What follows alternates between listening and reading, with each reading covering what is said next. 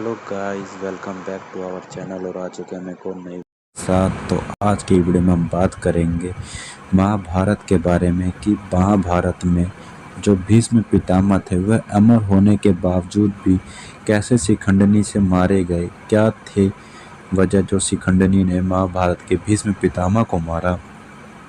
क्या कोई पुरानी दुश्मनी थी या कोई श्राप था जिस वजह से भीष्म पितामह की मृत्यु हुई। और आजीवन अमृतत्व प्राप्त होने के बाद भी भीष्म पितामह की मृत्यु कैसे हुई। इच्छा मृत्यु का वरदान प्राप्त था भीष्म पितामह को, फिर कैसे शिखंडिनी ने मारा भीष्म पितामह को। तो चलिए गाइस शुरू करते हैं आज के अपने इस वीडियो को। बताते हैं हम आपको कि भीष्म पितामह को कैसे शिखंडिनी ने मारा और क्यों मारना चाहती थी भीष्म पितामह को शिखंडिनी। शिखंडिनी का नाम सभी ने सुना ही होगा। शिखंडिनी को उसके पिता द्रुपद ने पुरुष की तरह पाला था, तो स्वाभाविक है कि उसका विवाह किसी स्त्री से ही किया जाना चाहिए। ऐसा हुआ, लेकिन शिखंडिनी की पत्नी को इस वास्तविकता का पता चला कि तो वह शिखंडिनी छोड़कर अपने पिता के घर चली गई। क्रोधित पिता ने द्रुपद के विनाश की चेतावनी दे दी। सत्यवती और शांतनु पुत्र विचित्र वीर्य के युवा होने पर भीष्म ने बलपूर्वक काशी राज की 3 पुत्रियां अम्बा, अम्बालिका और अंबिका का हरण कर लिया और वह उसके विवाह विचित्र वीर्य से कराना चाहते थे। लेकिन क्योंकि भीष्म पितामह चाहते थे कि किसी भी तरह उन्हें अपने पिता शांतनु का कुल बढ़े, लेकिन बाद में बड़ी राजकुमारी अम्बा को छोड़ दिया गया क्योंकि वह साल्व राज को चाहती थी। अन्य दोनों अम्बालिका और अंबिका को विवाह विचित्र वीर्य के साथ करा दिया गया। अम्बा जब साल्व राज के पास गई तो साल्व राज से उसे ठुकरा दिया। तब वह अपने पिता के यहाँ गई तो पिता ने भी उन्हें शरण नहीं दी। तब थक हार कर अम्बा ने भीष्म पितामह के सामने विवाह का निवेदन रखा, लेकिन उन्होंने जीवन ब्रह्मचारी रहने व्रत लिया हुआ था। अंत अम्बा ने परशु श्री राम से न्याय की गुहार मांगी।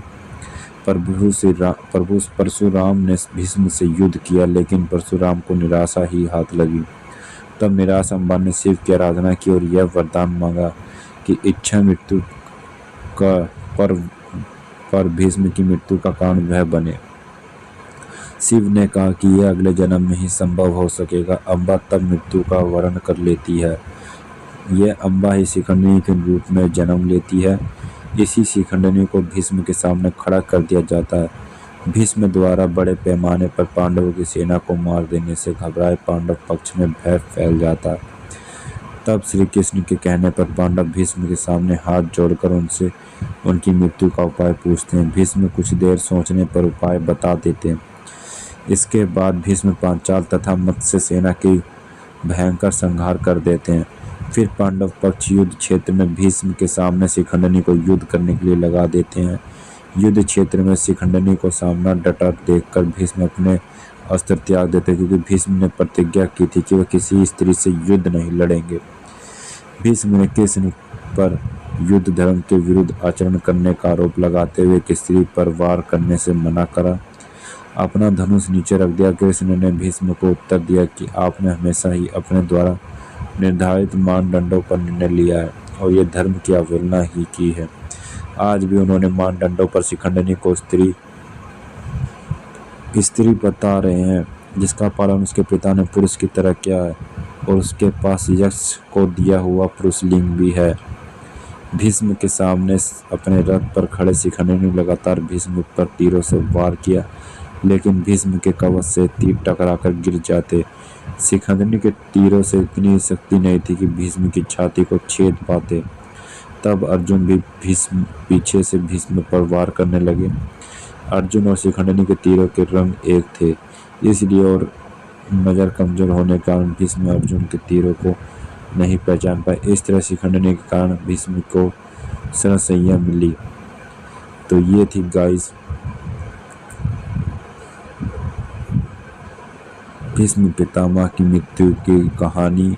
कैसे शिखंडिनी ने अपना बदला पूरा किया, त्रेता युग का बदला आके पूरा किया, और कैसे शिखंडिनी ने मारा भीष्म पितामह को और अपने पूर्व जन्म काल के श्राप को पूर्ण किया और अपना न्याय पूरा किया। तो ये थी गाइस आज की हमारी वीडियो। तो उम्मीद करता हूँ ये वीडियो आपको अच्छी लगी होगी और ये नॉलेज भी।